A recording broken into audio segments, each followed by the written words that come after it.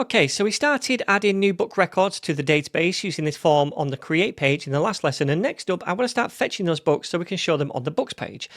To do this then, we're going to flesh out this fetch books function. So inside the try block, let's say const response is equal to await, and then we're going to use that databases instance again, but this time we're going to use a method on it called list documents and invoke it. And again, just like with the create document method that we saw in the last lesson, we need to pass in the database ID as the first argument. So let's do that by grabbing this constant up here and just pasting it in. And we also need that collection ID as the second argument. So copy that as well and then just paste it in. All right, so now we're saying fetch basically all the records in the database from this collection, the books collection, all of them, right? But we don't want to fetch every single book record. We only want to fetch the books where the user ID property on the book matches the ID of the user currently logged in. So that we're only trying to fetch books that this user created. Now, even if we try to fetch books that another user created by fetching them all, it's not going to allow us to do that because remember, we set those document permissions. But I wanted to show you how we can use a query to query our data to say, look, we just want a subsection of these records. So that's what we're going to do, right? Now, the way we make this query is by first of all adding a third argument to this method, which should be an array. And then inside this array, we can add whatever queries that we need. The way we do that is by using the query class, which needs to be imported from the Appwrite library. And then on that, we're going to use a method called equal. Right?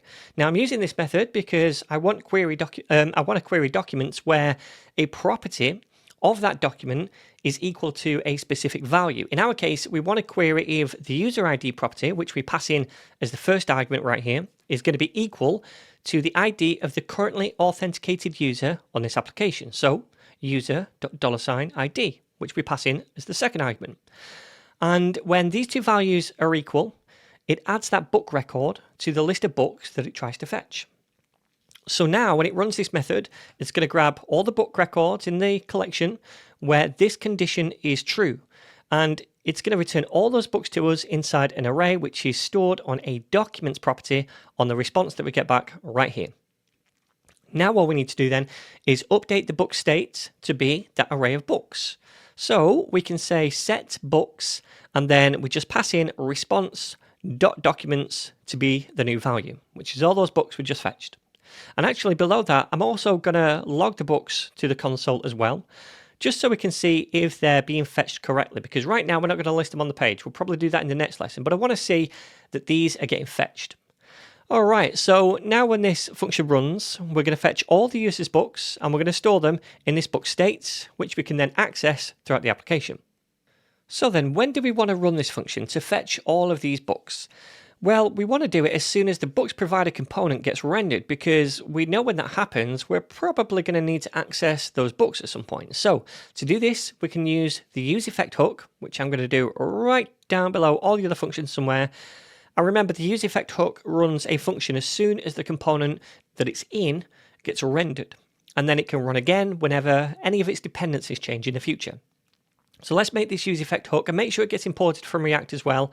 And then we're going to pass a function as an argument inside of it. Now also, as a second argument, we need that dependency array, which for us should just contain the user state, the user object, which we have access to, right? And the reason I want this function to rerun when the user value changes is because when a user logs in, I want to fetch those books right away. But when a user logs out, well, I want to clear the book state so it becomes an empty array again and we're not storing them. So inside this hook, I'm going to do a little if check to see if we have a value for the user state. If we do, it means the user is just logged in and this function is just rerun because of that. And in that case, I want to call the fetch books function right here to fetch all those books and update the book state. Then I'm going to add an else clause, which runs if the user doesn't have a value, so if they've just logged out. And in this case, we need to clear the book state. And to do that, we can just say set books. Then we're going to pass in an empty array as the argument. Okay, cool. So now when we load the application, if we're logged in, it's going to automatically fetch those books. When we log out, well, it's going to clear them. So let's try it. So then what I'm going to do is just shake my phone and reload this app. And then I'm going to open up this terminal and I'm going to see if we've got any book documents listed down here. And yeah, we can see we do. So we have different information. We've got the collection ID right here, database ID, etc.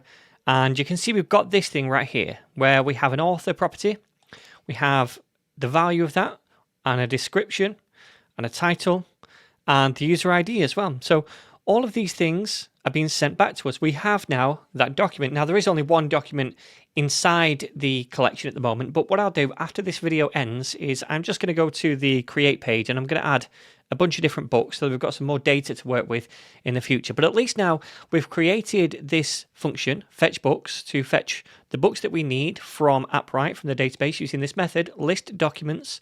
We added a query as well to query which set of books we wanted from that collection. And now when the application first starts, we're trying to fetch those books.